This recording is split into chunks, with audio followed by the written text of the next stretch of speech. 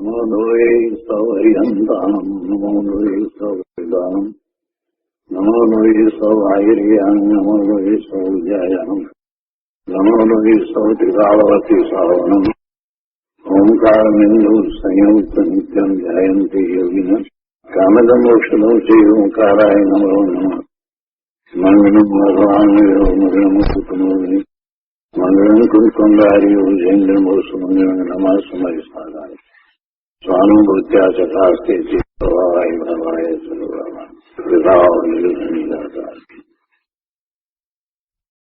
સમાધિ તંત્ર. આચાર્ય ભગવાન પૂજ્યપાદ સ્વામી રચિત સમાધિ તંત્ર તથા શ્રી પ્રભાચંદ્રજી રચિત સમાધિ તંત્રની ટીકા એનો સ્વાધ્યાય ચાલે છે. એમાં આપણે 76મા શ્લોકનો સ્વાધ્યાય કરી રહ્યા છીએ. 76મા શ્લોકમાં એ વાત આવી કે અજ્ઞાની જીવને શરીર સાથે એકત્વ છે અને એ શરીરમાં જ આત્મબુદ્ધિ કરે છે. એટલે શરીર છૂટવાના સમયે એટલે કે મરણના સમયે એને પોતાનો નાશ અને પોતાના સ્વજનો સ્ત્રી પુત્ર મિત્ર આદિથી વિયોગ એ બે વાતને કારણે ઘણો જ ભય થાય છે. આ 76મો શ્લોક એનો અન્વયાર્થ ટીકા ભાવાર્થ વિશેષ આપણે કયા છે અને આ શ્લોકો પર પૂજ્ય ગુરુદેવ કાંજી સ્વામીએ જે વિસ્તાર કર્યો છે એમાંથી થોડોક ભાગ આપણે કર્યો છે. તો આત્મભાવના પુસ્તકમાં પાના નંબર 282 ઉપર છેલ્લા પેરેગ્રાફમાં ગુરુદેવ એનો વિસ્તાર કરતા આગળ સમજાવે છે કે ભાઈ પહેલા આત્મા અને દેહ વચ્ચે ભિન્નતા જાણીને દેહથી જુદા આત્માને સ્વસંવેદનમાં લે. દેહ તે હું એવી દ્રષ્ટિને બદલે આત્મા હું એવી દ્રષ્ટિ કર. શું કહે છે ગુરુદેવ? કે સૌથી પહેલા જો કાંઈ તારે કરવા જેવું હોય તો આવું ભેદ જ્ઞાન તારે કરવાની જરૂર છે.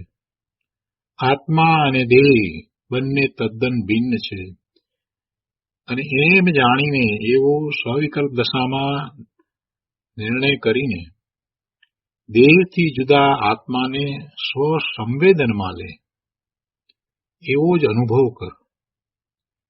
દેહથી જુદો આત્મા જો તને અનુભવમાં આવે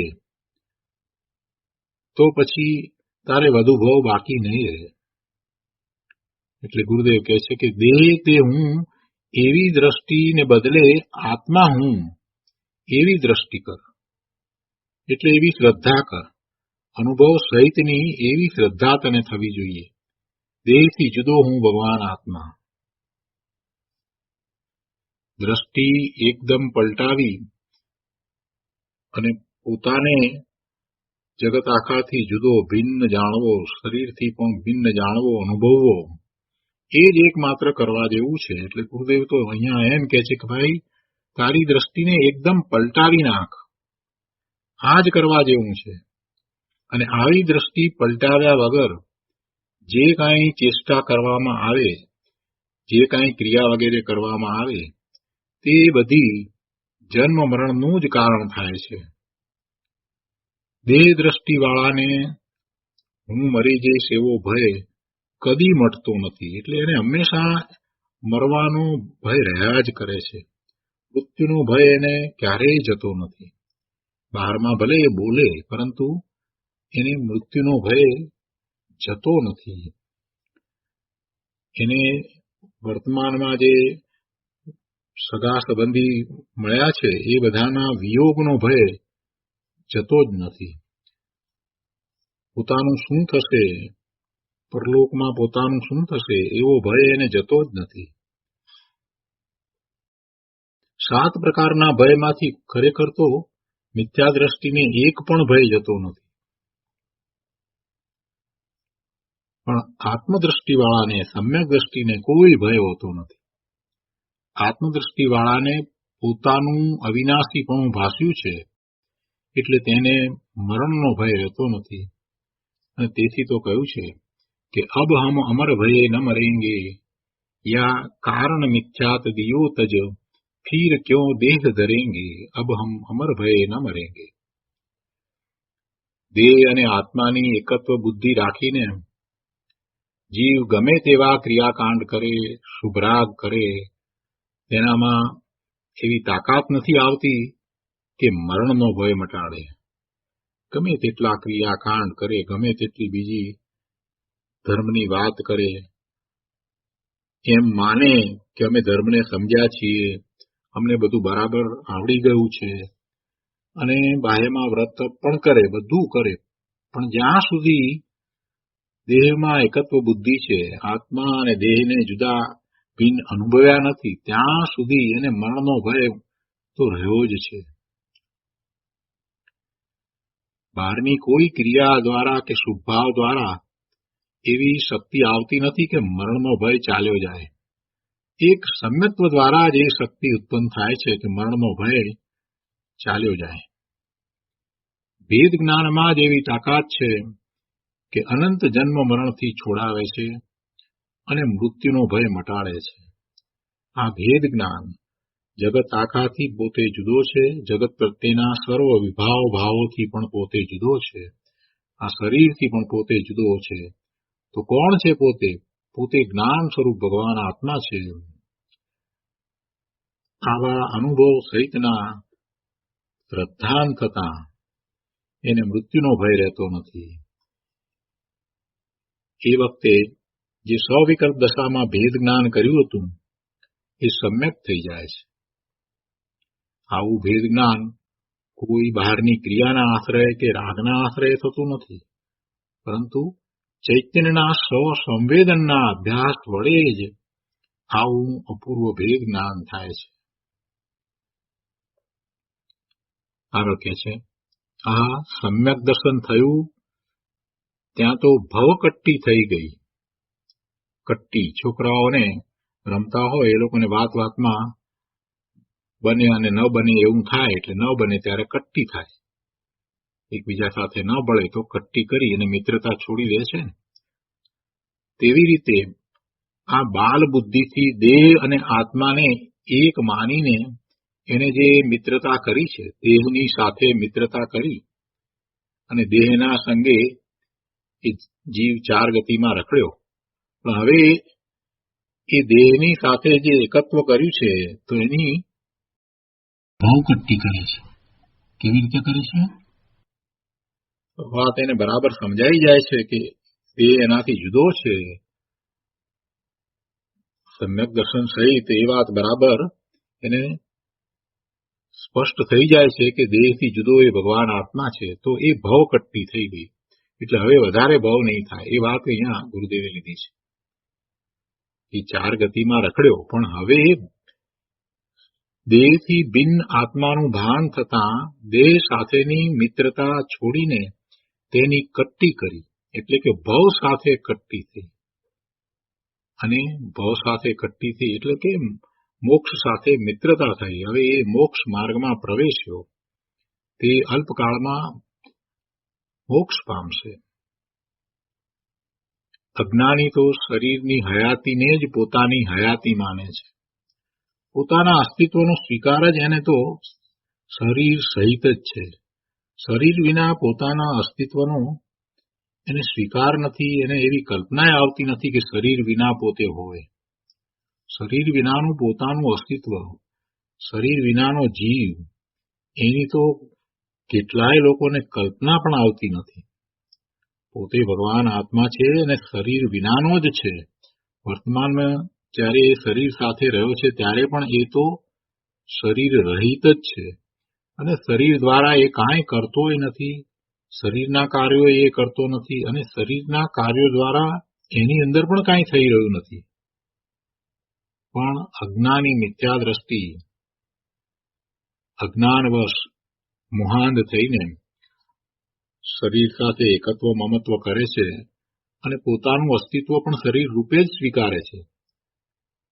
શરીર છે તો પોતે જ, શરીરની હયાતીને જ પોતાની હયાતી માને છે. અને શરીરના વિયોગને પોતાનું મરણ માને છે. ભાઈ, તું ક્યાં મરણ પામે છે? તું તો અવિનાશી ચીજ છે. શરીરથી જુદો છો, તારો નાશ ક્યારેય થતો જ નથી. પણ આ વાત અજ્ઞાનીને બેસતી નથી, એટલે એ શરીરના વિયોગને પોતાનું મરણ માને છે. વળી શરીરની ક્રિયાને પોતાની ક્રિયા માને છે, પણ પોતાની જે સાચી ક્રિયા છે એને એ જાણતો નથી. પોતાની ક્રિયા તો જ્ઞાન ક્રિયા છે. પોતાની ક્રિયા તો જ્ઞાન ક્રિયા છે. પોતે જ્ઞાન સિવાય બીજું કાંઈ કરતો નથી. તો પોતાની એવી જ્ઞાન ક્રિયાને એ જાણતો નથી અને શરીરની ક્રિયાને પોતાની માને છે. ગુરુદેવ કહે છે કે ભાઈ, તું ચેતન છો અને શરીર જડ છે.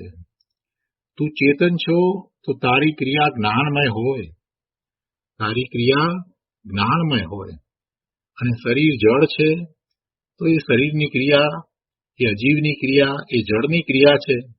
એ શરીર તો જ્ઞાન કરતું નથી. જીવનો ધર્મ તો જીવની ક્રિયા વડે થાય, આત્માનો ધર્મ આત્મા વડે થાય, આત્માની ક્રિયા દ્વારા થાય. અને આત્માની ક્રિયા, જીવનો ધર્મ શું છે? એ તો જ્ઞાન ક્રિયા છે. એ તો જ્ઞાન કરે. એવો જીવનો ધર્મ, એવી જ્ઞાનની ક્રિયા અજીવ એવા આ શરીર વડે ક્યાંથી થાય? એટલે કે ન જ થાય. જીવનો ધર્મ અજીવની ક્રિયા વડે ન થાય. શરીરની ક્રિયા વડે જીવનો ધર્મ ન થાય. જીવની જ્ઞાન ક્રિયા શરીર દ્વારા કાંઈ થતી નથી. દેહથી ભિન્ન ઉપયોગ સ્વરૂપ આત્મા સર્વજ્ઞ દેવે જેવો જોયો છે તેવો તેને અત્યંત સ્પષ્ટપણે સંતો સમજાવે છે. જેવો સર્વજ્ઞ દેવે ઉપયોગ સ્વરૂપ, જ્ઞાન સ્વરૂપ ભગવાન આત્મા જોયો છે, એવો જ સંતોએ પણ અનુભવ્યો છે. માટે સંતો એને સ્પષ્ટપણે શાસ્ત્ર દ્વારા સમજાવે છે, એમની વાણી દ્વારા સમજાવે છે. દિવ્ય ધ્વનિમાં પણ એમ જ આવ્યું છે અને એને આત્મસાત કરીને સંતોએ પણ એવું અનુભવ્યું છે. માટે સંતો એ વાતને સ્પષ્ટપણે સમજાવે છે કે ભાઈ, તું ભેદ જ્ઞાન કર.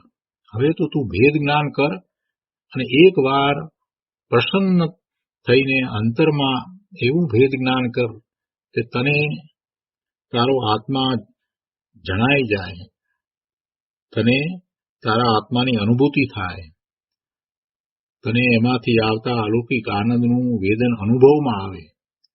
અને એમ થશે તો પછી તારી મૃત્યુની બીક મટી જશે, તને મહા આનંદ થશે અને તારી મૃત્યુની બીક ચાલી જશે. પછી તને કોઈ મૃત્યુનો ભય રહેશે નહીં. હંમેશને માટે એ ભય ચાલ્યો જશે એકવાર સમ્યક દર્શન થયા પછીથી. બાકી જેટલા ભાવ રહે એ બધા ભાવમાં એ હંમેશા નિર્ભય જ હોય છે. એને ક્યારેય પછી ભય લાગતો જ નથી. કોઈ પ્રકારનો ભય એને હોતો જ નથી. આગળ કહે છે, મારી કોઈ ચેષ્ટા દેહમાં નથી. મારી એટલે હું ભગવાન આત્મા છું, હું જ્ઞાન સ્વરૂપ છું, હું નિત્ય છું, અવિનાશી છું, હું ચૈતન્ય સ્વભાવી છું. તો મારી કોઈ પણ ચેષ્ટા જળ એવા શરીરમાં ક્યાંથી હોય? એટલે મારી કોઈ ચેષ્ટા દેહમાં નથી અને દેહની કોઈ ચેષ્ટામાં હું નથી. આવું ભેદ જ્ઞાન જેને થયું નથી તે મરણના ભયથી થરથર ધ્રુજે છે. ભલે કદાચ મરણ ટાણે બહારથી ધૈર્ય કે શાંતિ રાખે, પણ હું મરું છું એવો જે અભિપ્રાય, તેમાં પોતાના અસ્તિત્વનો જ ઇનકાર પડ્યો છે. એટલે મરણનો ભય ખરેખર મટે જ નહીં. હું મરું છું એવો જે અભિપ્રાય, એવો અભિપ્રાય શા માટે છે?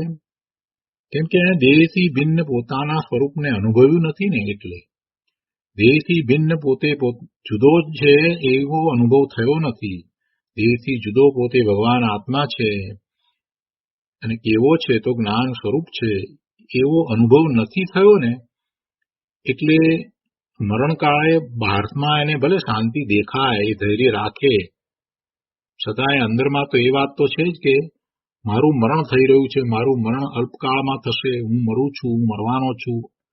તો આ જે અભિપ્રાય અંદરમાં જે પડ્યો છે ને, મૃત્યુ સંબંધીનો અભિપ્રાય, પોતાના મરણ સંબંધીનો જે અભિપ્રાય છે, એનો અર્થ શું થયો કે એણે પોતાના અસ્તિત્વનો સાચો સ્વીકાર કર્યો જ નથી. પોતાનું અસ્તિત્વ તો જ્ઞાન સ્વરૂપે છે અને એનો તો ક્યારેય નાશ થતો જ નથી. એ તો અવિનાશી ચીજ છે. એટલે પોતાની અવિનાશી ચીજનો એને સ્વીકાર નથી થયો. એનો તો એને અસ્વીકાર છે, ઇનકાર છે. જેને એમ છે કે મારું મરણ થશે અથવા તો હું મરું છું, હું થોડા કાળમાં મરવાનો છું, મારું આયુષ્ય પૂરું થઈ ગયું છે, મારું મૃત્યુ થવાનું છે, આવો જેને અભિપ્રાય વર્તે છે એને તો ગુરુદેવ કહે છે કે પોતાના અસ્તિત્વનો સ્વીકાર જ થયો નથી. એને તો પોતાના સાચા અસ્તિત્વનો સ્વીકાર નથી, એટલે કે અસ્તિત્વનો એને ઇનકાર છે. પોતાનું અસ્તિત્વ અવિનાશી છે, પોતાની હયાતી કઈ શરીરને કારણે નથી, પરંતુ એનાથી સ્વતંત્ર નિરપેક્ષ છે એવું અનુભવ સહિત જેને જાણ્યું, અનુભવ્યું નથી, એવું એને શ્રદ્ધાન થયું નથી. એ જીવને હું મરણ પામીશ એવો જે અભિપ્રાય પડ્યો છે, તો એનો અર્થ જ એ થાય છે કે એને પોતાના અસ્તિત્વનો સ્વીકાર થયો નથી, પોતાના અસ્તિત્વનો જ ઇનકાર પડ્યો છે, અને એટલે મરણનો ભય ખરેખર મટે જ નહીં. જ્ઞાની તો નિશંક છે, જ્ઞાનીને કોઈ શંકા નથી. પોતાના અવિનાશી પદ માટે કોઈ શંકા નથી. પોતે ભગવાન આત્મા અવિનાશી છે, એમાં કોઈ શંકા નથી. એટલે એ તો પોતાના અવિનાશી આત્મપદને દ્રષ્ટિમાં લઈને મરણના ભયથી રહિત થયા છે. શું કહે છે? એમણે તો મરણને મારી નાખ્યું છે. જ્ઞાની તો નિશંક છે કે અવિનાશી આત્મપદને દ્રષ્ટિમાં લઈને મરણને તો મેં મારી નાખ્યું છે, મૃત્યુ મરી ગયું રેલો. પછી મરણનો ભય કેવો? અજ્ઞાનીને મરણ તણી બીક હોય છે, જ્ઞાનીને તો આનંદની લહેર હોય છે. એને તો માત્ર શરીર બદલાય છે, પોતે તો અવિનાશી ચીજ એવી ને એવી એમ ને એમ અનંતકાળ સુધી રહેવા વાળો છે. આગળ કહે છે, ભાઈ બહારમાં તે શરીર, મિત્ર, ધન વગેરેને શરણરૂપ માનીને જીવન વિતાવ્યું, તો એ બધાના વિયોગ ટાણે તું કોનું શરણ લઈશ? એનો તો હવે વિયોગ થવાનો છે. તો હવે તને શરણ શું રહ્યું? આખું જીવન તે એવી જ માન્યતા કરી કે આ બધા મને શરણ છે, એ બધા મને ઇષ્ટ છે, ઉપયોગી છે, મદદ કરતા છે. કોણ? આ શરીર છે, તે સારું શરીર, નિરોગી શરીર, આ સગા સંબંધી, સ્નેહીજનો, મિત્રો, આ ધન, મિલકત વગેરે, આ બધું મને શરણ છે. એ બધાને કારણે હું સુખી છું. પણ ભાઈ હવે જ્યારે આ મરણનું ટાણું આવ્યું, આ દેહને છોડવાનો વખત આવ્યો, તો એ બધાનો વિયોગ થશે ને. શરીરનો વિયોગ થશે, મિત્ર, ધન, સ્વજનો બધાનો વિયોગ થશે ને. તો આ હવે એ વિયોગના ટાણે તને કોનું શરણ રહ્યું? તું કોનું શરણ હવે લઈશ? તે ક્યારેય પૂર્વે એ વિચાર કર્યો નહીં અને પોતાના આત્માનું શરણ લીધું નહીં, અને હવે તું મરણ ટાણે કોનું શરણ લઈશ? જેને તે શરણ માન્યું હતું એનો તો હવે વિયોગ થવાનો છે. તો તું કોનું શરણ લઈશ? અંદરમાં જે શરણ છે તેને તો તે જાણ્યું નથી. મરણ ટાણે કોના શરણે તું શાંતિ રાખીશ? તારી શાંતિ કઈ રીતે જળવાશે? સંયોગના શરણે કદી શાંતિ કે સમાધિ થાય નહીં. બહુ મોટી વાત અહીંયા ગુરુદેવે કહી છે. સંયોગના શરણે કદી શાંતિ કે સમાધિ થાય નહીં. આ બધી ચીજ સંયોગી છે. શરીર પણ સંયોગને કારણે પ્રાપ્ત થયું છે, સ્વજનો પણ સંયોગને કારણે છે, મિત્ર પણ સંયોગને કારણે છે, આ ધન દોલત બધું સંયોગને કારણે પ્રાપ્ત થયું છે.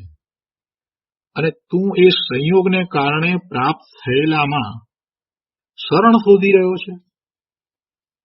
જે સંયોગથી પ્રાપ્ત થયું છે એનો વિયોગ નિશ્ચિત છે, તો પછી એમાં જ જો તું શરણ શોધવા જઈશ તો શરણ ક્યાંથી પ્રાપ્ત થશે? કેમ કે એ તો સંયોગી ચીજ છે અને સંયોગનો વિયોગ થવાનો જ છે. તો પછી એનો વિયોગ થતા હવે તને શરણ કોનું રહેશે? એટલે સંયોગના શરણે ક્યારેય શાંતિ થાય નહીં, ક્યારેય સમાધિ થાય નહીં. સંયોગ ચાલ્યો જાય પછી શાંતિ કેવી ને સમાધિ કેવી? એટલે અજ્ઞાની તો દેહ દ્રષ્ટિને લીધે મરણથી ભયભીત થઈને અસમાધિ મરણ કરે છે. અસમાધિપણે જ મરે.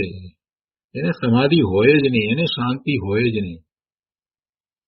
સમ્યક દર્શન વિના સમાધિ કેવી? સમ્યક દર્શન વિના સમાધિ હોતી જ નથી.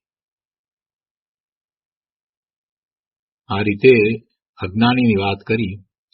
અને જ્ઞાનીને દેહ છોડવાનો સમય આવે છે તો એ કેવી રીતે દેહ છોડે છે એની વાત હવે કરે છે.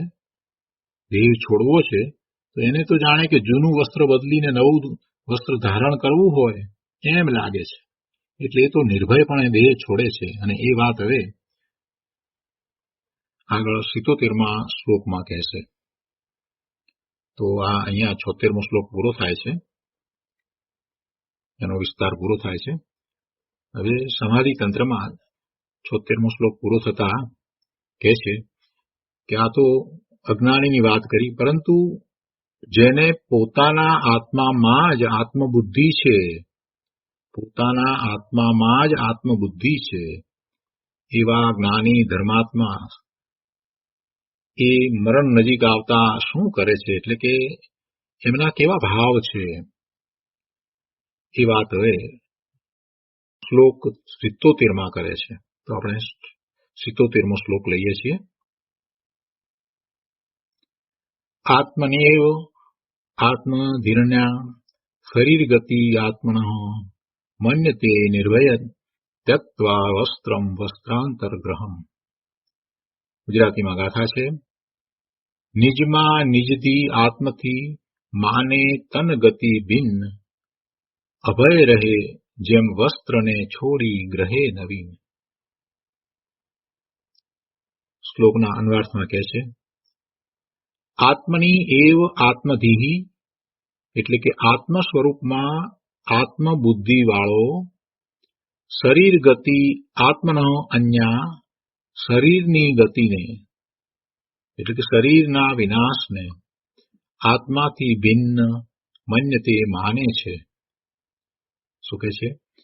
આત્મ સ્વરૂપમાં આત્મબુદ્ધિ વાળો એટલે કે જ્ઞાની, સમ્યક દ્રષ્ટિ, જે સાચી માન્યતા સહિત છે, આત્માને આત્મા તરીકે જ એ માને છે, આત્મામાં જ એને આત્મબુદ્ધિ છે, શરીરમાં આત્મબુદ્ધિ નથી. આત્મ સ્વરૂપમાં આત્મબુદ્ધિ વાળો શરીરની ગતિને, શરીરના વિનાશને આત્માથી ભિન્ન માને છે. અને વસ્ત્રમ ત્યક્ત્વા વસ્ત્રાંતર ગ્રહણમ એવ નિર્ભયમ મન્યતે, મરણના અવસરને એક વસ્ત્રને છોડી બીજા વસ્ત્રનું ગ્રહણ કરવાની જેમ સમજી પોતાને નિર્ભય માને છે. ટીકામાં કહે છે, આત્મામાં જ એટલે કે આત્મ સ્વરૂપમાં જ આત્મબુદ્ધિવાળો અંતરાત્મા શરીરની ગતિને એટલે શરીરના વિનાશને અથવા તો બાળ આદિ અવસ્થારૂપ શરીરની પરિણતિને નિર્ભયપણે, નિશંકપણે આત્માથી ભિન્ન માને છે, આત્માથી જુદી માને છે, આત્માથી અન્ય માને છે. જેને આત્મામાં જ આત્મબુદ્ધિ છે એવો અંતરમાં આત્મા શરીરમાં જે કાંઈ થાય છે એને આત્માથી ભિન્ન માને છે. શરીર ક્ષીણ થાય છે તો એનાથી આત્મા જુદો છે. આત્મા કાંઈ ક્ષીણ થતો નથી. શરીરની અવસ્થા બદલાય છે. બાળક અવસ્થામાંથી યુવાન અવસ્થા થાય છે, યુવાનમાંથી વૃદ્ધ અવસ્થા થાય છે. તો એ બધી અવસ્થાઓ છે તે શરીરની છે, અને એ બધી પરિણતિ શરીરની જે થઈ રહી છે એનાથી એ પોતે જુદો છે, ભિન્ન છે એમ એ માને છે. વળી શરીરમાં રોગ થાય છે અને શરીર છૂટવાનો સમય આવી જાય છે તો પણ એ નિર્ભય છે, કેમ કે એ તો શરીરથી જુદો ભિન્ન છે. એની શ્રદ્ધામાં શરીર ક્યારેય પોતાનું હતું જ નહીં. સમ્યક દ્રષ્ટિ જ્ઞાનીને એક વાર અનુભૂતિ થઈ છે પછી શરીરને ક્યારેય પોતાનું માનતો જ નથી. એટલે શરીરના કાર્યોને પણ પોતાના માનતો નથી, શરીરની અવસ્થાને પણ પોતાની માનતો નથી. શરીરનું જે થાય તે થાય, એનાથી જુદો હું ભગવાન આત્મા છું. જેમ પાડોશીને ત્યાં જે કંઈ થાય એ બધું પાડોશીનું, મારું નહીં. પાડોશીને ત્યાં મોટો સમારંભ થાય, લગ્નનો સમારંભ થાય કે એને ત્યાં કોઈનું અવસાન થાય, બધું થાય તો બાજુમાં થઈ રહ્યું છે, પાડોશીને ત્યાં એ મારું તો નથી. એવી રીતે આ શરીરની અંદર જે કાંઈ થાય તે બધું એ જુએ છે, જાણે છે, પણ એને પોતાનું માનતો નથી, પોતાનું અનુભવતો નથી. તમને દ્રષ્ટિની તો વાત શું થાય પ્રભુ? શરીરની પરિણતિ ને નિશંકપણે એ પોતાથી ભિન્ન જાણે છે, માને છે, દેખે છે, શ્રદ્ધે છે. એમ જ એ અવલોકે છે. શરીરની પરિણતિનો તો એ જ્ઞાતા દ્રષ્ટા થઈ જાય છે. આ શરીરમાં આ ચાલી રહ્યું છે. ગુરુદેવને જ્યારે છેલ્લે જે બીમારીને કારણે જે કંઈ થતું હતું અને પછી એના જે રિપોર્ટ ને વગેરે જે કંઈ આવતું હતું, ત્યારે ગુરુદેવ એના સંબંધી જે વાત કરતા, એ વાત જાણે કે કોઈ ત્રાહિત વ્યક્તિની કરતા હોય ને એ રીતે વાત કરતા. હવે આમ રિપોર્ટ આવ્યો છે, હવે આમાં આમ છે, એની અંદર એમ છે, એમ નહીં કે મારો રિપોર્ટ કે મને આમ છે કે તેમ છે, એમ નહીં.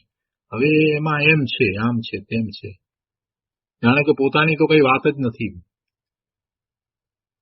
એ પ્રવચનની અંદર જયારે વાત કરે ત્યારે આપણને થાય કે ગુરુદેવ પોતે તો પ્રસન્ન ચિત્તથી વાત કરી રહ્યા છે. એટલે જ્ઞાની પુરુષની તો શું વાત હોય. શરીરના ઉત્પાદ વિનાશને આત્માનો ઉત્પાદ વિનાશ એ માનતા નથી. જેમ વસ્ત્રનો ત્યાગ કરીને અન્ય વસ્ત્રનું ગ્રહણ કરવું, તેમ આ શરીરને છોડીને બીજું નવું શરીર ધારણ કરવાનું થાય તો થાય. પોતે તો અવિનાશી ભગવાન આત્મા છે એવી જ એમની શ્રદ્ધા હોય છે.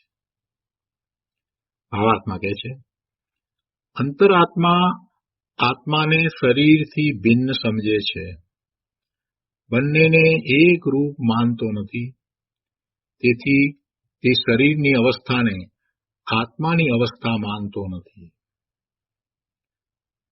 જો શબ્દમાં બોલવું સહેલું છે, પણ એવું જ શ્રદ્ધાને ટકીને રહેવું, એવું જ શ્રદ્ધાને હંમેશા રહેવું.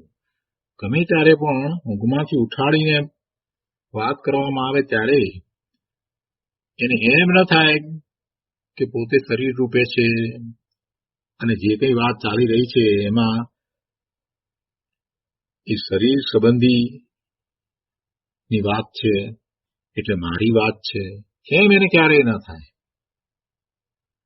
ગમે તે થયું હોય, શરીરનો કોઈ પણ પ્રકારનો રોગનો કે એવો કાંઈ પણ એવો રિપોર્ટ આવ્યો હોય તો એને એમ ન થાય કે હવે તો આ બધું મને થશે, મને આમ થશે, મને તેમ થશે, એવું ક્યારેય થાય નહીં, ભયભીત થાય નહીં. શરીરથી એક વાર જુદો પડી ગયો પછી હવે એ શરીર રૂપ થતો જ નથી. બહુ મોટી વાત છે પ્રભુ. જ્ઞાન આનંદ સ્વભાવી ભગવાન આત્માનો અનુભવ થયા પછીથી પોતે જ્ઞાન આનંદ સ્વભાવી ભગવાન આત્મા જ છે, બીજું કાંઈ નથી. એને કોઈ ગતિ પણ નથી, એને કોઈ ગતિ પણ નથી, એને કોઈ શરીર પણ નથી. વર્તમાન પર્યાયમાં મલિનતાને કારણે આ બધું શરીર સાથે રહેવું થાય છે તો થાય છે. એથી અમને શું છે? અમે તો ભગવાન આત્મા છીએ, અમે જ્ઞાન સ્વરૂપ છીએ. આ વાત એને જતી નથી. અને જેને સમ્યક દર્શન નથી થયું અને સમ્યકત્વની સન્મુખ થયો છે, એને પણ અંતરમાં એમ જ છે કે ભગવાનના જ્ઞાનમાં જયારે હું સિદ્ધ સમાન દેખાયો છું, શરીરથી જુદો દેખાયો છું, તો એમ જ છે. પ્રભુ પ્રત્યેનો મને એવો પૂરેપૂરો વિશ્વાસ છે કે પ્રભુની વાતમાં જે મારા સ્વરૂપની વાત દેખાય છે, જણાય છે, એ એમ જ છે. વર્તમાન પર્યાયની મલિનતા એ મારાથી જુદી છે, હું જુદો છું, અને મલિનતા જુદી છે. એ મલિનતા ત્રણ કાળમાં ક્યારેય આત્માને લાગે નહીં. ભૂતકાળમાં હતી નહીં, વર્તમાનમાં જે દેખાય છે પણ એ છે નહીં, અને ભવિષ્યમાં એ રહેશે નહીં. મલિનતા મલિનતામાં રહી ગઈ, કર્મની ઉપાધિ કર્મમાં રહી, કર્મના ઉદયો કર્મમાં રહ્યા, સંયોગો સંયોગોમાં રહ્યા, અને હું તો જ્ઞાન સ્વરૂપ ભગવાન આત્મા ત્રિકાળે અવિનાશી ચીજ છું. ભલે ને સ્વાનુભૂતિ નથી થઈ, આત્મામાંથી આવતા આનંદનો અનુભવ નથી થયો, પણ દ્રવ્યશ્રુતના અભ્યાસ દ્વારા આવી દ્રઢતા તો થઈ જ જાય. જ્ઞાની પુરુષોએ જે વાત કરી છે એમાં ક્યાંય એને શંકા ન થાય. અને જ્ઞાની પુરુષોની વાતમાં શા માટે શંકાએ થવી જોઈએ? એમણે આપણને ગેરમાર્ગે દોરવાનું કઈ પ્રયોજન છે? તો એ ખોટી વાત લખે, ખોટી વાત કરે. અરે એમણે તો કરુણા કરીને આપણને આ વાત સમજાવી છે. જેવો અનુભવ થયો છે એ એમણે શબ્દોમાં ઉતાર્યો છે કે અમે તો ભગવાન આત્મા જ્ઞાન સ્વરૂપી છીએ, જગતથી જુદા છીએ, અને એવો જ અમને અનુભવ થયો છે. આ શરીરથી પણ જુદા છીએ, પરના લક્ષ્ય તથા સર્વ વિભાવ ભાવોથી અમે જુદા છીએ, એવું અમે અનુભવ્યું છે અને તને કહીએ છીએ. એવું અનુભવ્યા પછીથી એ મહાપુરુષ આપણને કરુણા કરીને વાત કરે છે, તો એમાં શંકા કરવાની શું જરૂર છે? તે અનુભવ્યું નથી માટે એ વસ્તુનું સ્વરૂપ કઈ બદલાઈ જવાનું છે? તે આખી દુનિયા ક્યાં જોઈ છે, છતાં તું સ્વીકારે છે ને કે દુનિયા આ રીતે છે. તો કેટલા દેશમાં ફરી આવ્યો, કેટલા કન્ટ્રીમાં ફરી આવ્યો, છતાં તું બધા કન્ટ્રીના અસ્તિત્વને, એની રહેણી, ત્યાંના જીવન ને, એ ત્યાં રહેલા લોકોના જીવનને, એ લોકોની રહેણી કરીને આ બધાને તું સ્વીકારે છે ને? કેમ સ્વીકારે છે? તું ક્યાં ગયો છે? તને ક્યાં એનો અનુભવ છે? તો પછી આ મહાપુરુષો, આ સંતો, જેમને એવી અનુભૂતિ થઈ છે અને એમને અસત્ય બોલવાનું કોઈ પ્રયોજન નથી, તો એમની વાતને પ્રભુ સ્વીકારી લે ને. જયારે એમ કહે છે કે શરીરથી જુદો તું ભગવાન આત્મા છો, તો વાતને પકડ ને. મહાપુરુષે આ વાત કરી છે, વારંવાર કરી છે, જુદી જુદી રીતે સમજાવ્યું છે, તર્ક દ્વારા ઘણી રીતે સમજાવ્યું છે કે તું શરીરથી જુદો જ છો.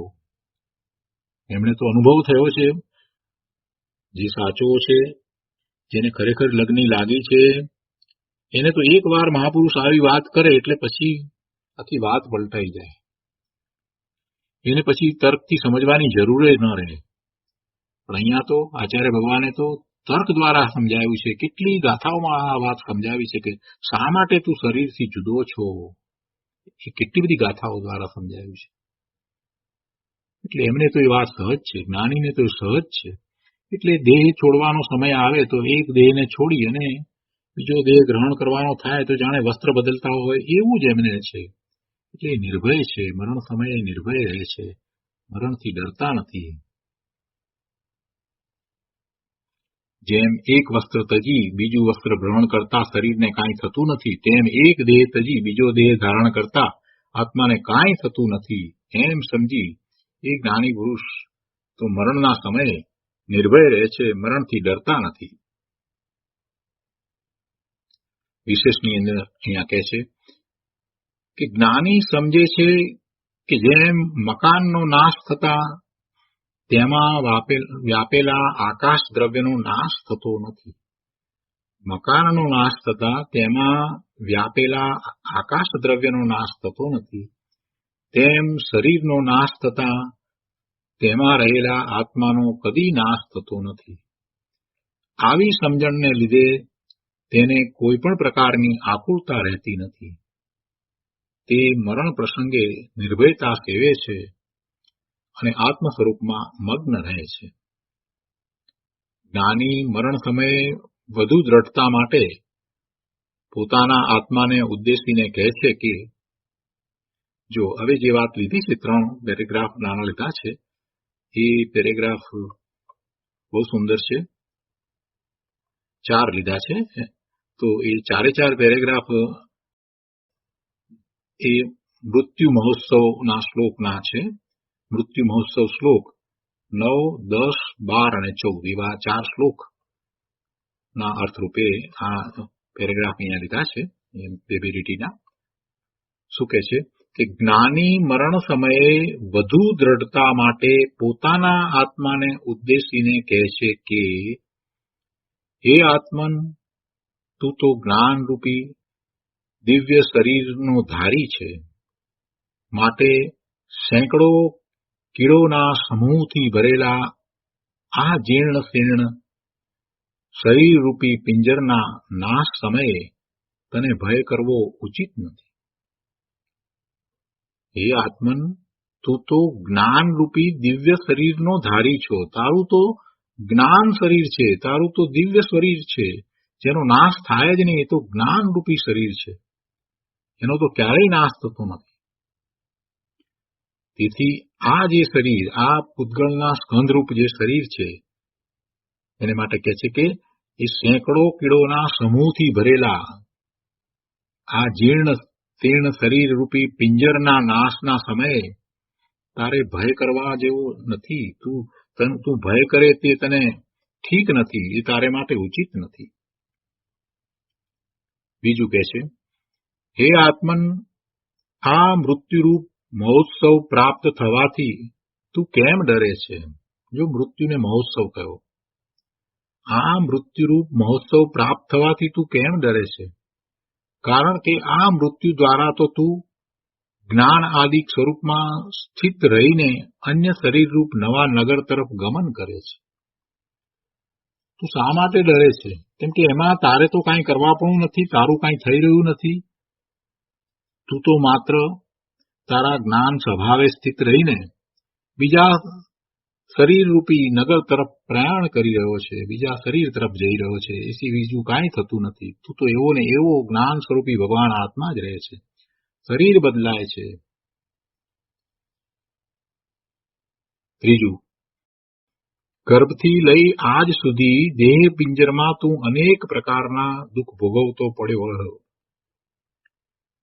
એટલે કે ગર્ભમાં આવ્યો ત્યારથી શરૂ કરીને આજ સુધી દેહ પિંજરમાં શરીરમાં તું અનેક પ્રકારના દુઃખ ભોગવતો પડ્યો રહ્યો. મૃત્યુરૂપી બળવાન રાજા સિવાય બીજો કોણ તને આ દેહ પિંજરમાંથી મુક્ત કરી શકે તેમ છે? જો મૃત્યુને તો બળવાન રાજા કહ્યો, પહેલા તો મૃત્યુને મહોત્સવ કહ્યો અને પછી કહે છે કે મૃત્યુ તો બળવાન રાજા છે કે એ મૃત્યુ તને આ જર્જરિત દેહમાંથી તને છોડાવે છે. આ જે દેહ જે જૂનો થઈ ગયો હવે એમાંથી તને મુક્ત કરાવે છે. એ પાંજરું છે, જીર્ણ થઈ ગયેલું પાંજરું, એ પાંજરામાંથી તને મુક્ત કરાવે છે. તું ગર્ભમાં આવ્યો ત્યારથી આજ સુધીમાં દેહમાં કેટલાય પ્રકારના ફેરફાર થયા અને એમાં મોટા ભાગે તો તું દુઃખ જ ભોગવતો હતો, તે દુઃખનો જ અનુભવ કર્યો. હવે આ મૃત્યુરૂપી બળવાન રાજા સિવાય બીજો કોઈ એ નથી કે જે તને એમાંથી મુક્તિ અપાવે. એટલે કે મૃત્યુને કારણે તું એ દેહ છોડે છે. આ દેહ પિંજરામાંથી એ મૃત્યુ તને મુક્ત કરાવી શકે છે. ચોથું કહે છે કે જે પુરુષે મૃત્યુરૂપી કલ્પવૃક્ષ પ્રાપ્ત થવા છતાં પોતાના આત્માનું હિત સાધ્યું નહીં, તે સંસારરૂપી કાદવમાં ફરી ફસાઈ જઈ પોતાનું શું કલ્યાણ કરશે? પહેલા મૃત્યુને મહોત્સવ કહ્યો, પછી મૃત્યુને મોટો રાજા કહ્યો અને પછી હવે એમ કે છે કે કલ્પવૃક્ષ છે. મૃત્યુરૂપી કલ્પવૃક્ષ પ્રાપ્ત થવા છતાં જે પુરુષે, જે જીવે પોતાના આત્માનું હિત સાધ્યું નહીં, જો મૃત્યુની સમીપ જતા મૃત્યુને જોતા એ પોતાનું હિત કઈ રીતે સાધે? તો એ રીતે કે આ જે મૃત્યુ છે તે મારું નથી, હું તો માત્ર આ શરીરથી છૂટો પડું છું. અને આવું શરીરથી છૂટા પડવાનું વારંવાર જયારે થઈ રહ્યું છે તો હવે શરીર ધારણ કરીને મારે શું કામ છે? હવે મારે શરીર ધારણ કરવા નથી, હવે વધુ શરીર લેવા નથી. એમ કરી અને જિનેશ્વર ભગવાનની વાણીમાં જે પરમ સત્ય પ્રકાશ્યું છે એને સ્વીકારીને એવો જ પુરુષાર્થ ઉપાડે છે કે હવે મારે વધારે ભાવ જોઈતા નથી. જેમ પ્રભુએ કર્યું એ જ પ્રમાણે હું પુરુષાર્થ કરી અને શરીર રહિત થઈશ. એક તો આ અપેક્ષા છે. અને બીજી અપેક્ષા એ છે કે મૃત્યુને કારણે તો તારે આ દેહ છોડવાનો થાય છે, તો એ વખતે તને ઘણી નિર્જરા થાય છે જો તું આર્ત ધ્યાન કરતો નથી અને શાંતિથી દેહને છોડે છે. એમાં પણ તારું હિત સમાયેલું છે. જે પુરુષે મૃત્યુરૂપી કલ્પવૃક્ષ પ્રાપ્ત થવા છતાં પોતાના આત્માનું હિત સાધ્યું નહીં, તે સંસારરૂપી કાદવમાં ફરી ફસાઈ જઈ પોતાનું શું કલ્યાણ કરશે? કાંઈ નહીં કરે. આ પ્રકારના 4 પ્રકારના અહીંયા વિચારો રજૂ કર્યા છે. આ જે છે તે ખરેખર મૃત્યુ મહોત્સવ એમાંથી આ 4 વાત લેવામાં આવી છે. શ્લોક 9, 10, 12 અને 14ની. મૃત્યુને કઈ દ્રષ્ટિથી જોવું જોઈએ એની અહીંયા વાત લીધી છે. એમ કરતા જીવને આર્ત ધ્યાન થતું નથી, એની શાંતિ જળવાઈ રહે છે. અંત સમય સુધી એ ધર્મમાં રહી શકે છે. આવા વિચારથી જ્ઞાની મરણથી ભય પામતો નથી, પણ મરણને તે મિત્ર સમાન ગણે છે, તેને એક મહોત્સવ તરીકે લેખે છે અને તેથી તે નિરાકુલતાપૂર્વક, આકુલતા વિના આત્મ સ્વરૂપમાં સ્થિર થઈ સમાધિ મરણ સાધે છે. તો આ રીતે આ 77મો શ્લોક છે. હવે આ શ્લોક ઉપર પૂજ્ય ગુરુદેવ કાંજી સ્વામીએ જે વિસ્તાર કર્યો છે તે આપણે લઈએ.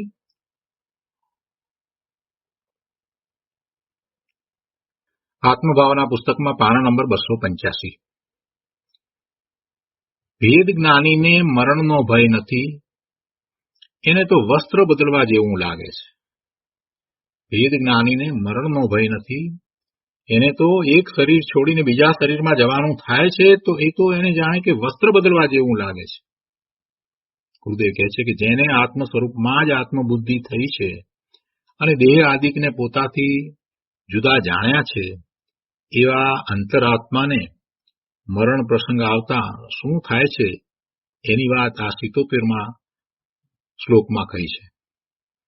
એનો વિસ્તાર કરતા ગુરુદેવ સમજાવે છે કે ચૈતન્ય સ્વરૂપ આત્માને જાણીને તેમાં જ જેણે એકત્વ બુદ્ધિ કરી, ચૈતન્ય સ્વરૂપ આત્માને જાણીને તેમાં જ જેણે ચૈતન્ય સ્વરૂપમાં જ જેણે એકત્વ બુદ્ધિ કરી છે અને દેહની ગતિ પરિણતિને આત્માથી, પોતાથી જુદી ભિન્ન જાણી છે, એવા ધર્માત્માને દેહ છૂટવાનો પ્રસંગ આવતા પણ નિર્ભયતા જ રહે છે.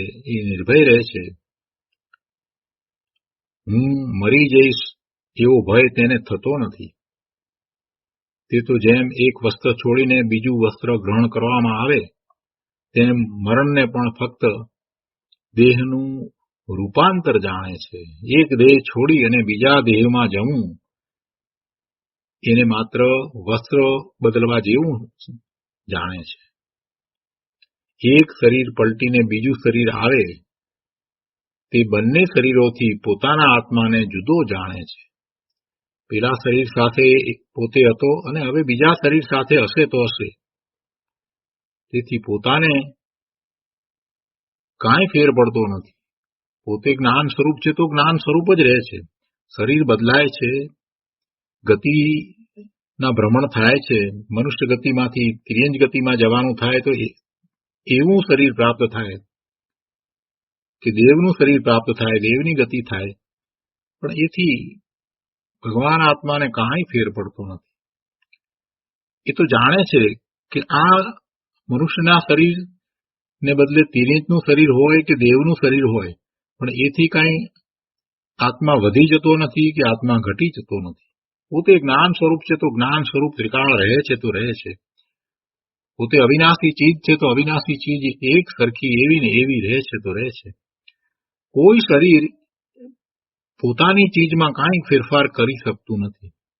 શરીરોની મલિનતા આત્મામાં ક્યારેય વ્યાપતી નથી. ગમે તેવા શરીરો ધારણ કર્યા હોય અને જે શરીર ધારણ કર્યા છે, જે ગતિ થઈ છે, એ વખતે જેવા ભાવ થયા છે એમાંનો કોઈ પણ ભાવ આત્માના મૂળ સ્વરૂપને બગાડતો નથી. કનિષ્ઠમાં કનિષ્ઠ, ગંદામાં ગંદા ભાવ કર્યા હોય તો પણ એ પણ ભાવ આત્માના સ્વરૂપ સુધી પહોંચતો જ નથી. એવો આ ભગવાન આત્મા છે. એ અનંત ગુણનો પિંડ છે, એમાંથી એક પણ ગુણ ઘટતો નથી. અનંત ગુણનું એક રૂપ પરિણમન ચાલી રહ્યું છે તો ચાલી રહ્યું છે. ત્રિકાળ એવું ને એવું ચાલી રહ્યું છે. એમાં કોઈ ફેરફાર થતો નથી. એટલે શરીર બદલાયા છે, શરીર હજી બદલાશે, પણ તેથી શું? શરીર શરીરને કારણે બદલાય છે તો બદલાય છે. એથી મને કાંઈ ફેર પડતો નથી. હું ભગવાન આત્મા છું એવો જ એને નિર્ણય થયો છે. એને હવે વધુ શરીર બદલવાની જરૂર પણ ઊભી થતી નથી. જેને એવો નિર્ણય થઈ ગયો છે, પાકો નિર્ણય થઈ ગયો છે કે પોતે આ શરીરથી જુદો છે, જુદો હતો અને અત્યારે વર્તમાનમાં પણ ખરેખર એ શરીરથી જુદો છે, એવો જ એને નિર્ણય થઈ ગયો છે. એને હવે ભવિષ્યમાં વધુ શરીર લેવા નહીં પડે. એ અશરીરી થવાનો જ છે, એ સિદ્ધ થવાનો જ છે. જ્ઞાની પુરુષ તો આ વાતને બરાબર જાણે છે. એટલે કે છે કે એક શરીર પલટીને બીજું શરીર આવે તો તે બંને શરીરોથી પોતાના આત્માને જુદો જાણે છે. એ તો સતત રહે છે. એ વાત કંઈ ફરી જતી નથી. નવું શરીર આવ્યું એટલે વધારે સારું આવ્યું.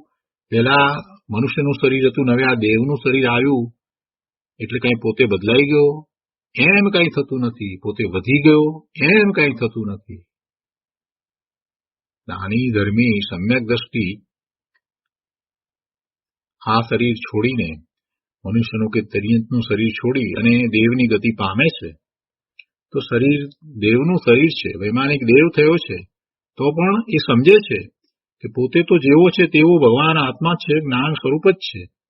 આ શરીર કંઈ મળ્યું છે કે આ જે કંઈ સમૃદ્ધિ વગેરે પ્રાપ્ત થયા છે એ કંઈ મારું સાચું સ્વરૂપ નથી. એથી હું કંઈ વધ્યો નથી. હું તો ભગવાન આત્મા જ્ઞાન સ્વરૂપ જ છું. એટલે શરીર બદલાયું તો બદલાયું. એનું ન તો એને કોઈ ઉમંગ છે સારું શરીર મળ્યું છે માટે, કે ન તો એનો ઉત્સાહ છે. અને કદાચ એવા સમ્યક દ્રષ્ટિ જીવને મનુષ્યમાંથી તિર્યંચમાં જવાનું થયું હોય, સંઘની પચેન્દ્રિય તિર્યંચ થયો હોય તો પણ પૂર્વે એવું આયુષ્ય બંધાઈ ગયું હોય તો થાય, એવી રીતે થાય. નહીં તો સામાન્ય રીતે સમ્યક દ્રષ્ટિ જે છે તે તિર્યંચ હોય કે મનુષ્ય હોય અને પછી એને આયુષ્યનો બંધ પડે તો દેવલોકમાં જાય. પણ એવું થયું છે. અથવા તો કોઈ પહેલા એવું નરકનું આયુષ્ય બંધાઈ ગયું છે અને પછી સમ્યક દર્શન થયું છે તો ત્યારે પણ એને એમ નથી થતું કે હવે મને આવું શરીર મળ્યું છે તો મારે શું કરવું, મને કેવી રીતે ધર્મ થશે, એમ ક્યારેય થતું નથી. કેમ કે શરીર દ્વારા એ ધર્મ માનતો જ નથી. નરકમાં બેઠો છે તો એને એમ નથી કે હવે આ શરીરે હું ધર્મ નહીં કરી શકું, એમ નથી. શરીર દ્વારા ધર્મ થાય છે એવી માન્યતા સમ્યક દ્રષ્ટિને ક્યારેય હોતી જ નથી. એટલે તો નરકમાં બેઠા બેઠા પણ જીવો, સમ્યક દ્રષ્ટિ જીવો પોતે પોતાનું કલ્યાણ કરી રહ્યા છે. અહીંયા કહે છે કે ધર્મી અંતરાત્મા પોતાના જ્ઞાન પરિણમને જ પોતાનું જાણે છે. પોતાના જ્ઞાન પરિણમને જ પોતાનું જાણે છે. શરીરના પરિણમને તે પોતાનું નથી જાણતા. તેને તો તે જળનું પરિણમન જાણે છે. શરીરનું પરિણમન તો જળનું પરિણમન છે. શરીરની ઉત્પત્તિ, બાલ, યુવાન, વૃદ્ધ અવસ્થાઓ કે મરણ, તે બધાથી હું જુદો છું.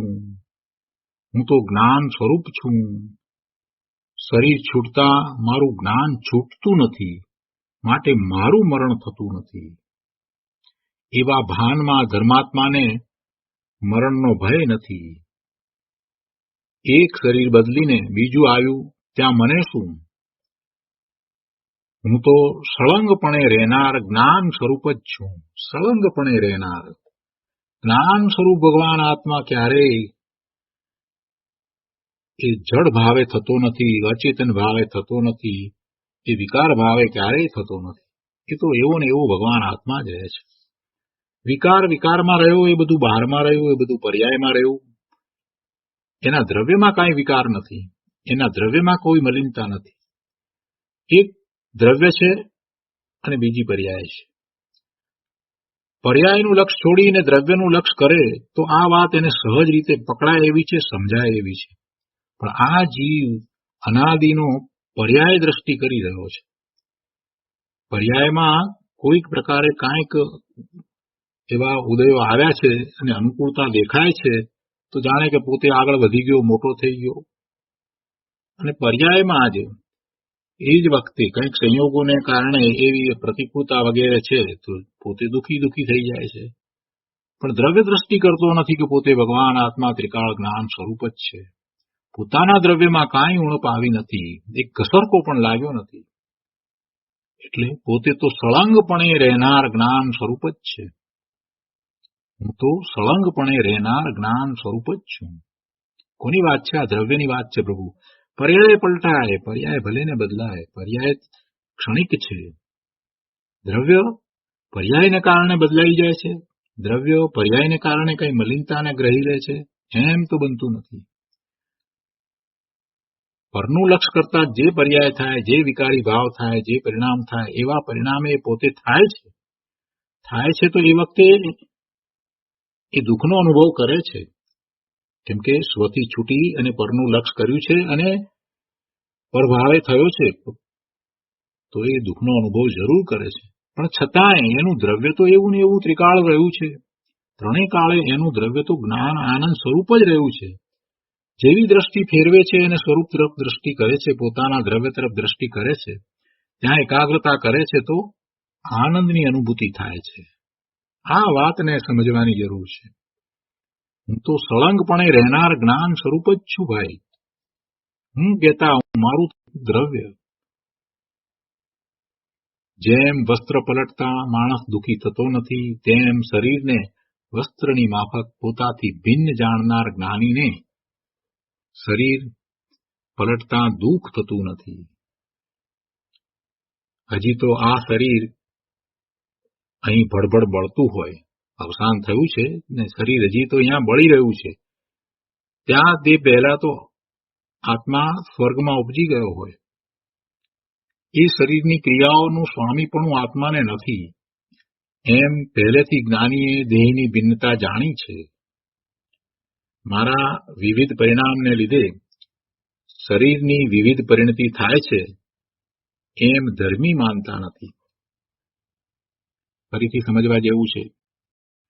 મારા વિવિધ પરિણામને લીધે શરીરની વિવિધ પરિણતિ થાય છે એમ ધર્મી માનતા નથી. તો ધર્મી શું માને છે? તો કહે છે કે ધર્મી તો જ્ઞાન પરિણામને જ પોતાનું કાર્ય જાણે છે, એટલે કે તે જ્ઞાતાપણે જ રહે છે. તો પછી આ શરીરની આ બધી વિવિધ પરિણતિ થઈ એનું કારણ શું? હૃદય તો કહે છે કે મારા વિવિધ પરિણામને લીધે શરીરની વિવિધ પરિણતિ થાય છે એમ ધર્મી માનતા નથી. તો પછી શરીરની વિવિધ પરિણતિ કોના પરિણામને લીધે થઈ? જીવના પરિણામને લીધે તો થઈ છે ને. ગુરુદેવનો કહેવાનો આશય એમ છે કે હું તો ત્રિકાળ શુદ્ધ જ છું અને મારી પરિણતિ તો ત્રિકાળ શુદ્ધ જ થાય છે. હું જ્ઞાન સ્વરૂપ ભગવાન આત્મા છું તો મારું દ્રવ્ય એ તો એવું શુદ્ધ જ પરિણમી રહ્યું છે. એ તો ત્રણેય કાળે શુદ્ધ જ છે, એમાં મલિનતા નથી. એટલે એને કારણે કાંઈ શરીરની પરિણતિ થતી નથી. શરીરને કારણે જે કંઈ થાય એ આત્મામાં આવતું નથી અને આત્માની પરિણતિને કારણે કંઈ શરીરમાં થતું નથી.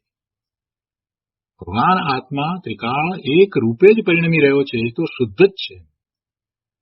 પણ પોતાના સ્વરૂપનું લક્ષ છોડીને જ્યારે એનું ઉપાદાન અશુદ્ધ થયું છે ત્યારે જે પરિણતિ થઈ રહી છે એ વિભાવ ભાવે પરિણતિ થાય છે અને એવી ક્ષણિક પરિણતિને કારણે આશ્રવને બંધ થતા એવા કર્મના ઉદયો કર્મ બંધાય છે, અને જ્યારે એ કર્મના ઉદયો આવે છે તો એ સંયોગો રૂપે અને શરીર રૂપે હોય છે, અને એમાં ફેરફારો જે થતા હોય તેને કારણે થાય છે. એ જળના ફેરફારો, શરીર તો જળ પરમાણુઓનો સ્કંદ છે, અને એના ફેરફારો, એની પરિણતિ જે થવાની છે તે જ થાય છે. આત્માને કારણે થતી નથી, આત્મા ઈચ્છે એમ પણ થતી નથી. એટલે ધર્મીની વાત તો બરાબર છે. ધર્મી એ પરિણામોને, શરીરમાં વિવિધ પ્રકારની પરિણતિ થાય છે, અને એના જે પરિણામ થાય છે એની બાલ અવસ્થા, યુવાવસ્થા, વૃદ્ધાવસ્થા, એમાં રોગ થવો, આ જે કાંઈ પરિણતિ જે કંઈ થાય છે તે પરિણતિના સ્વામી થતા નથી. પોતે ભગવાન આત્મા એનો સ્વામી ક્યારેય થતો નથી. મારા વિવિધ પરિણામને લીધે શરીરની વિવિધ પરિણતિ થાય છે એમ ધર્મી માનતા નથી. કેમ કે પોતાના પરિણામ તો જ્ઞાન પરિણામ જ છે. પોતાનું કાર્ય તો જ્ઞાનનું જ છે. પોતે જ્ઞાન સિવાય બીજું કાંઈ કરતા જ નથી. ધર્મી તો જ્ઞાન પરિણામને જ પોતાનું કાર્ય જાણે છે, એટલે કે તે જ્ઞાતાપણે જ રહે છે. બહુ સરસ વાત મૂકી છે. આ કહે છે કે આ શરીર સાથે એક ક્ષેત્રે રહેવારૂપ નિકટનો સંબંધ હોવા છતાં, આ શરીર સાથે એક ક્ષેત્રે રહેવારૂપ નિકટ સંબંધ હોવા છતાં આત્માથી શરીર તદ્દન ભિન્ન છે. દેહનું કાર્ય દેહ કરે અને આત્માનું કાર્ય આત્મા કરે, એમ જ્ઞાની બંનેના કાર્યોને ભિન્ન ભિન્ન દેખે છે. અજ્ઞાની તો હું બોલ્યો, હું ચાલ્યો, મેં ખાધું, મેં આમ કર્યું, મેં તેમ કર્યું, હું આમ કરું છું, હું તેમ કરું છું, એમ આત્મા અને શરીર બંનેના કાર્યોને એકપણે જ દેખે છે. ધર્માત્મા જાણે છે કે શરીર અને સંયોગો તે બધા મારાથી જુદા છે, તે બધા અહીં પડ્યા રહેશે, મારી સાથે એક પગલું પણ નહીં આવે. શરીર મારી સાથે નહીં આવે. મારા શ્રદ્ધા, જ્ઞાન, આનંદ જ મારી સાથે સદા રહેનારા છે, કેમ કે એ મારું સ્વરૂપ છે, એ મારો સ્વભાવ છે. અને આવા ભાનપૂર્વક ધર્મી શ્રદ્ધા જ્ઞાનને સાથે લઈ જાય છે, એટલે કે સમાધિ મરણ કરે છે. શરીરના ત્યાગ ગ્રહણને તે વસ્ત્રના ત્યાગ ગ્રહણની માફક જાણે છે. ઝૂંપડીના નાશથી માણસ મરી જતો નથી, તેમ આ શરીર રૂપી ઝૂંપડીના નાશથી કંઈ આત્માનો નાશ થતો નથી. આવું ભેદ જ્ઞાન કરીને જ્ઞાન સ્વરૂપ આત્માની ભાવના જેણે ભાવી છે, એવા ધર્માત્માને મરણ પ્રસંગે પણ સમાધિ જ રહે છે. જીવનમાં જેણે પોતાને દેહથી જુદો જાણ્યો, તેને દેહના વિયોગ ટાણે પણ પોતાનું મરણ ભાસતું નથી. તે તો જાણે છે કે હું મારા ચૈતન્ય ભાવપણે સદાય જીવતો જ છું. હું મરતો નથી. દેહ મરે છે, હું મરતો નથી. પ્રભુ, એકવાર દ્રષ્ટિની ગુલાટ મારીને આમ અંતરમાં ચૈતન્ય સ્વભાવ ઉપર નજર માંડ.